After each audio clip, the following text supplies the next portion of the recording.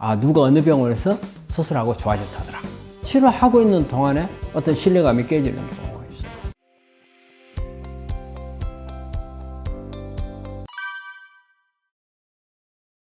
치료하는 계획은 제 1번은 일단은 암에 대해서 알아야 된다. 암에 대해서 알아야 되고, 그러고 나서 이제 치료 병원을 찾아야 될 거고, 그 다음에 병원을 찾는 데 있어서는 뭐 어떤 유명한 병원, 우리 특히 한국 사람들 유명한 병원을 많이 찾아 잘 모르기 때문에 그래요. 어쨌든 뭐 유명한 병원에 가면 좀 더 치료를 잘 해줄 거다. 또 어떤 분들은 가까운 데 병원을 찾아요. 제일 접근성이 좋으니까. 되게 이렇게 찾는 병원이 있고, 그 다음에 어떤 전문가들이 소개하는 것보다는 누가 옆에서 친구가 이 병원 가봐라. 또 아니면은 가족들이 내가 이 병원에 누구를 알고 있는데 가봐라. 이렇게 가서. 이런 선택할 때 이런 부분들이 잘못되면 안 되거든요. 병원 선택할 때는 나한테 맞는 병원을 어떤 과학적인 검증된 자료를 통해서 해야 되고, 그 다음에 이제 의사를 이제 선택해야 되고, 의사를 선택하는 데 있어서는 두 가지 봐요. 하나는 그 사람이 내 암을 가장 잘 치료할 수 있는 과학적인 지식과 그 다음에 경험을 많이 가지고 있는 이런 의사들을 찾아야 되고, 또 하나는 신뢰감을, 서로 간에 공감대 형성을 할 수 있는 이제 이런 부분들을 찾아야 되고, 그리고 어떤 거기에서 치료하는 방법들을 파악을 해가지고 나오고 적절하게. 내가 아무리 그쪽에서 어떤 치료를 이야기를 하더라도, 뭐냐면 내가 도무지 그 치료에 대해서 어떤 신뢰감이 안 가고, 또 어떤 후유증이 남을 것 같고 부작용이 있을 것 같다 할 경우에는 내가 그 부분에 대해서 내 의견을 필요할 수 있는 부분이 있어야 되는데, 그런 부분들을 이제 받아들일 수 있는 그런 시스템이 이제 돼 있는 병원. 그리고 또 보면은 중요한 게 이제 경제적인 부분이죠. 내가 내 능력에 맞아야 하잖아요. 암은 상당히 참 경비가 많이 드는 그런 질환 중에 하나예요. 내 능력에 맞지 않았을 때는 아무리 좋은 걸 하더라도 하기 어렵잖아요. 그래서 적절하게 내가 감당을 할 수 있는 정도의 그런 시스템을 갖추고 내 치료를 해줄 수 있는 그런 부분들을 찾아야 되고, 또 하나는 접근성 문제예요. 접근성. 내가 너무 멀리 있어요. 그렇게 되면 내가 가기가 어렵잖아요. 또 이런 환자분들이 있어요. 내가 치료를 받으면서 내가 내 가족도 먹여 살려야 돼. 그런데 내가 너무 멀리 가면은 할 수가 없잖아요. 그래서 이런 내가 어쩔 수 없는 내 환경으로 인해서 필요한 접근성. 또 하나는 가족들이 나를 간호를 해야 하잖아요.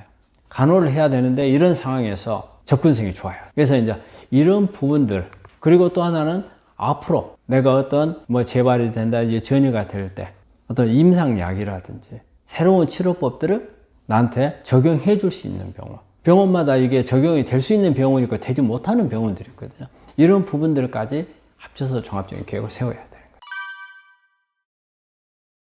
그러니까 이제 그 부분들이 사실 우리 암에 이렇게 걸리고 나면 모든 암을 걸린 사람들은 다 자기 병이 엄청 중한 병으로 생각을 하잖아요.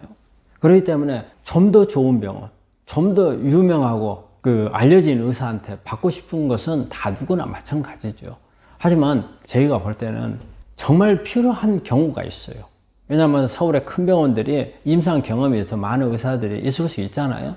그렇다면 내가 가지고 있는 암인데 상당히 어떤 수술이 난이도가 있어. 그래서 어려울 수가 있어. 잘못하면 부작용이나 후유증을 만들 수가 있어. 그래서 조금 더 경험이 많은 의사들을 찾고 싶다 할 경우에는 정말 암만 전문으로 하는 이런 병원에, 서울에 있는 병원, 이렇게 큰 대도시에 있는 병원, 이런 데를 찾을 수가 있어요. 그런데 그렇지 않은 경우에 일반적으로 우리가 암이라고 하는 것은 수술이 다 어렵고 그런 건 아니거든요. 이 수술 자체가 어렵다기보다는 그 암의 성질이라든지 그 후에 관리하는 데 있어서 차이가 나는 부분들이 있거든요. 그렇게 아주 고도의 기술을 가지고 있는 부분이 필요치 않은 경우가 어떻게 보면 대부분이라고 생각을 해요. 그런 경우는 굳이 그렇게까지 할 필요 없거든요. 내가 집 가까운 데서 친척들이 와서, 가족들이 와서 나를 관리해 주기 좋고, 그리고 좀 더 저렴하게 해줄 수 있는, 그리고 거기에 있는 의사들이 나오고 공감대를 형성할 수 있고, 그 신뢰감을 가지고 할 수 있다면 그게 오히려 더 도움이 될 수도 있고, 또 와가지고 오히려 그런 것을 기대하고 왔는데 실망하는 경우도 있거든요. 그래서 병원을 선택하는 데 있어서는 그래서 무조건 좋은 병원, 무조건 좋은 의사, 유명한 병원, 이거는 아니라고 봅니다. 제일 주의해야 될 것은 소개를 할 때 비전문가가 소개하는 것은 한 번 정도 생각해 보라는 거예요. 되게 이제 비전문가라면 그래요. 뭐 가족들, 의사가 아닌 가족들이나 친지들이 누가 어느 병원에서 수술하고 좋아졌다더라.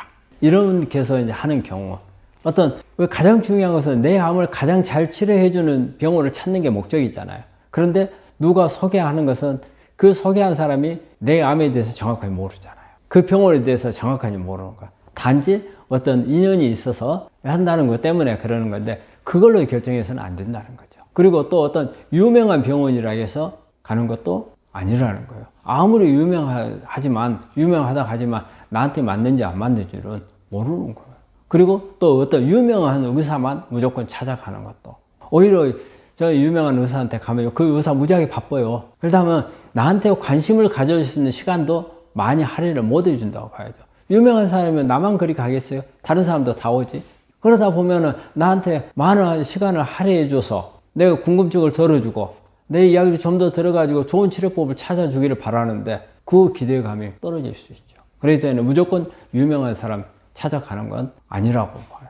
그래서 이제 그런 부분들이 의사를 선택하거나 병원을 선택하는데 중요하고, 그리고 또 너무 멀리 내가 접근하기 어려운 곳까지 갔을 경우에 나는 가서 치료를 받지만 내 가족들이나 내 친척들, 내가 어떤 암이라는 것 때문에 내가 생활 능력이 없어지고 힘든데 가족들까지 같이 됐을 때는 우리 가족 간에 생활하는 경제적인 문제부터 여러 가지 사회생활하는 문제까지 지장을 줄 수가 있거든요. 그래서 그런 부분들을 주의를 해야 되고, 또 하나 이런 부분들이 있어요.